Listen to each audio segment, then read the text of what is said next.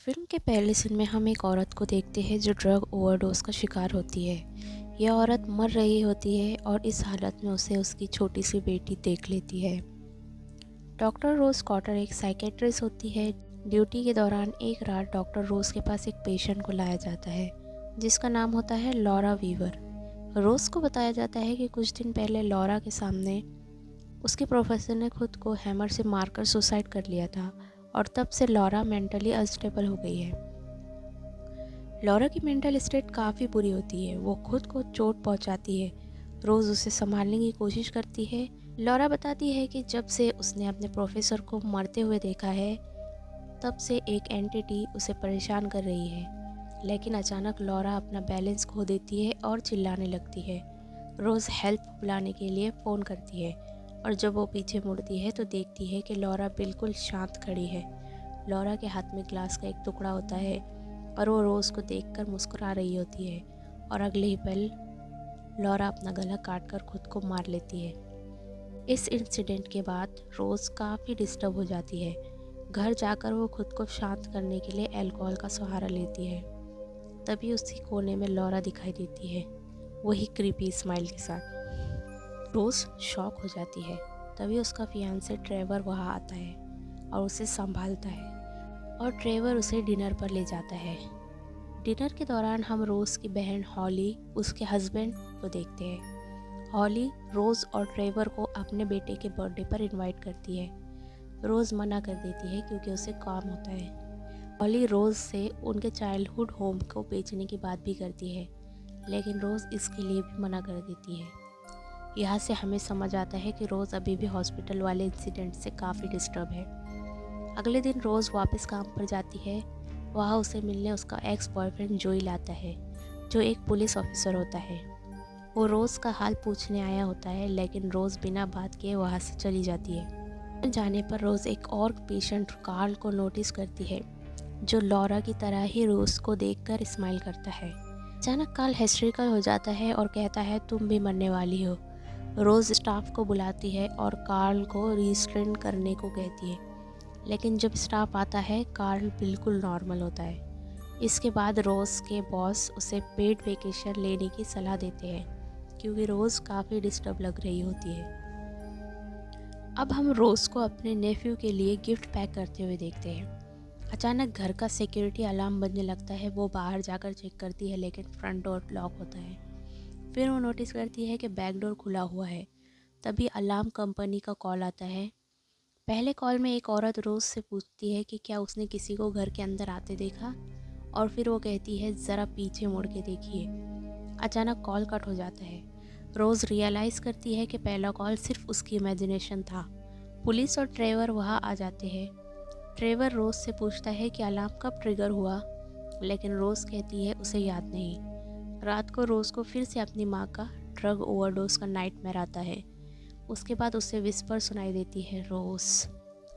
वो डर के मारे नाइफ उठा लेती है। तभी ट्रेवर उठकर आ जाता है और रोज़ के हाथ में नाइफ देखकर डर जाता है।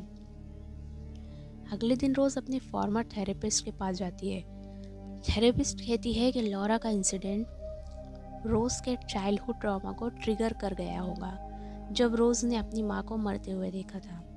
रोज़ अपने नेफ्यू की बर्थडे पार्टी अटेंड करती है। बर्थडे के दौरान बच्चा एक्साइटेड होकर गिफ्ट खोलता है और उस गिफ्ट के अंदर होती है मस्टर्ड की लाश। सब शॉक हो जाते हैं। रोज़ कम्प्लीटली ब्रेक हो जाती है, चिल्लाने लगती है और गिर जाती है। घर आकर रोज़ ट्रेवर को सब बताती है, स्पाइलिंग एंटिटी, कर्स, सब कुछ, लेकिन ट्रेवर उसे पागल कह देते हैं। इस बात से रोज़ और ज़्यादा टूट जाती है। उस रात रोज़ लॉरा के बारे में रिसर्च करती है और उसे पता चलता है कि लॉरा अपने कैंपस में थी जब उसके प्रोफेसर ने उसके सामने एक हैमर उठाकर मुस्कुराते हुए खुद को मार लिया था। ये सब पढ़ते वक्त रोज़ को फिर से विस्पर सुनाई देती है, जो उसका नाम ले रही होती है।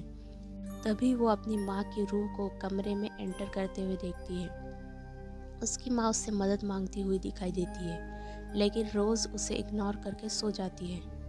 अगली सुबह रोज़ लॉरा के प्रोफेसर के घर जाती है ताकि इस पूरे इंसिडेंट की जड़ तक पहुंच सके। वहाँ वो प्रोफेसर की वाइफ से मिलती है और ख़ुद को एक रिपोर्टर बताती है। प्रोफेसर की वाइफ बताती है कि उसके हस्बैंड की हालत अचानक बिगड़ने लगी थी। वो खुद से बातें करते थे, रात को चीखते चिल्लाते उड़ जाते थे। वो कहते थे कि उन्हें एक शैतान मुस्कुराता हुआ दिख रहा है और वही स्माइल उन्हें पागल बना रही थी। वो रोज़ को प्रोफेसर की पेंटिंग दिखाती है जिसमें उस एंटिटी की शक्ल बनी होती है। पेंटिंग्स में एक ह्यूमन फेस दिखाया गया होता है जो धीरे धीरे मांस के लोथड़े जैसा बन रहा होता है। रोज़ एक और ड्राइंग देखती है, एक आदमी की जो प्रोफेसर का भाई था, जो 20 साल पहले एक एक्सीडेंट में मर गया था। इससे क्लियर होता है कि प्रोफेसर कभी कभी एंटिटी को अपने भाई के रूप में देखता होगा। रोज़ को पता चलता है कि प्रोफेसर के साथ ये सब तब शुरू हुआ था जब वो एक कॉन्फ्रेंस अटेंड करने गया था। वहाँ उसके सामने एक औरत ने सुसाइड कर लिया था। जब रोज़ उस औरत का नाम पूछती है तो प्रोफेसर की वाइफ समझ जाती है कि रोज़ कोई रिपोर्टर नहीं है और उसे घर से निकाल देती है। सच जानने के लिए रोज़ अपने एक्स बॉयफ्रेंड जोइल के पास जाती है। जोइल पुलिस ऑफिसर होता है। दोनों मिलकर चैन फॉलो करते हैं और पता लगाते हैं कि हर केस पे एक कॉमन चीज़ होती है। हर विक्टिम ने किसी को अपने सामने मरते हुए देखा होता है। हाईवे सीसीटीवी फुटेज में भी एक आदमी दिखाई देता है जो मरने से पहले स्माइल कर रहा होता है। ये सब प्रूफ्स लेकर रोज़ ट्रेवर के पास जाती है। ट्रेवर ने घर पर डॉक्टर मेडेलिन को बुलाया होता है। ट्रेवर और डॉक्टर दोनों रोज़ से बातें करने की कोशिश करते हैं, लेकिन रोज़ उन्हें उल्टा सीधा सुनाकर वहाँ से चली जाती है। रोज़ अपनी बहन हॉली से मिलने जाती है। हॉली रोज़ के प्रूफ्स देखने और उसकी बातें सुनने से इनकार कर देती है। यह रिवील होता है कि बचपन में हॉली अपनी मेंटली इल माँ को छोड़कर घर से भाग गई थी और रोज़ ही वो इंसान थी जिसने अपनी माँ की लाश देखी थी। रोज़ कार में बैठकर ज़ोर ज़ोर से चिल्लाने लगती है। उसका नेफ्यू ये सब अपनी खिड़की से देख रहा होता है और डर जाता है। तभी रोज़ को जोएल का कॉल आता है। जोएल बताता है कि स्माइल रिलेटेड केस में टोटल 20 डायरेक्ट लिंक्स मिले हैं। उन 20 केसेस में सिर्फ एक आदमी जिंदा रहा, रॉबर्ट। रॉबर्ट जेल में होता है मर्डर के केस में। रोज़ और जोएल रॉबर्ट से मिलते हैं।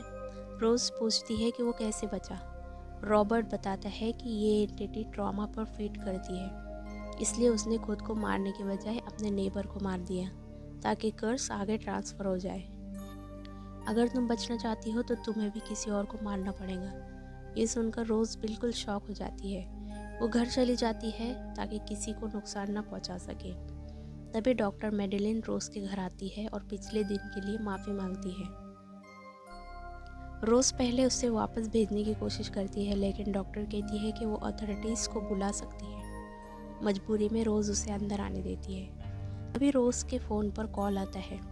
कॉल असली डॉक्टर मेडेलिन का होता है और सामने बैठी डॉक्टर एक भयानक रूप ले लेती है। वो एंटिटी डॉक्टर के रूप में स्माइल करने लगती है और कहती है, तुम्हारा वक्त आ गया है। अगला सीन दिखाता है कि रोज़ नाइफ लेकर हॉस्पिटल पहुंच जाती है। वो अपने पेशेंट को मार देती है, लेकिन अगले ही पल रिवील होता है कि ये सब रोज़ की इमेजिनेशन थी। असल में वो कार में बैठी रो रही होती है। हॉस्पिटल के बॉस रोज़ को देखकर उसे एडमिट करवाने की बात करते हैं। रोज़ बॉस के चेहरे पर भी वही स्माइलिंग एंटिटी देख लेती है और वहाँ से भाग जाती है। रास्ते में जोएल का कॉल आता है। वो बताता है कि रोज़ के खिलाफ पुलिस अलर्ट जारी हो चुका है। रोज़ समझ जाती है कि एंटिटी क्या चाहती है। वो जोएल से कहती है कि कर्स तभी आगे बढ़ेगा जब कोई उसकी मौत देखे, इसलिए वो खुद को सबसे दूर ले जाएगी। रोज़ अपने चाइल्डहुड होम पहुंच जाती है और सारे दरवाजे बंद कर लेती है। फ्लैशबैक में हमें दिखता है कि जब रोज़ की माँ ने ओवरडोज किया था तब वो जिंदा थी और रोज़ से मदद मांग रही थी, लेकिन 10 साल की रोज़ उसे वहीं छोड़कर भाग गई थी। इसी गिल्ट ने रोज़ को पूरी ज़िंदगी तोड़ कर रखा होता है। प्रेजेंट में रोज़ लालटेन जलाकर एंटिटी का इंतज़ार करती है। उसकी माँ के कमरे से रोने की आवाज़ आती है। तभी माँ का रूप एक भयानक मॉन्स्टर में बदल जाता है और मुस्कुराता है। एंटिटी कहती है, तुमने मुझे अपने दिमाग में इनवाइट किया है। एंटिटी एक जाइंट मॉन्स्टर बनकर रोज़ को पीछा करने लगता है। रोज़ लालटेन से आग लगा देती है और घर से बाहर निकल जाती है, लेकिन ये सब भी एक इल्यूजन होता है। असल में रोज़ अभी भी उसी घर के अंदर होती है। जोएल वहाँ पहुँच जाता है। एंटिटी रोज़ के अंदर एंटर कर जाती है। फाइनल सीन में जोएल देखता है कि रोज़ मुस्कुरा रही होती है और फिर वो खुद को भी आग लगा देती है। जोएल सब अपनी आंखों के सामने देखता है और कर्स उस पर ट्रांसफ़र हो जाता है। यहीं पर फिल्म ख़त्म हो जाती है।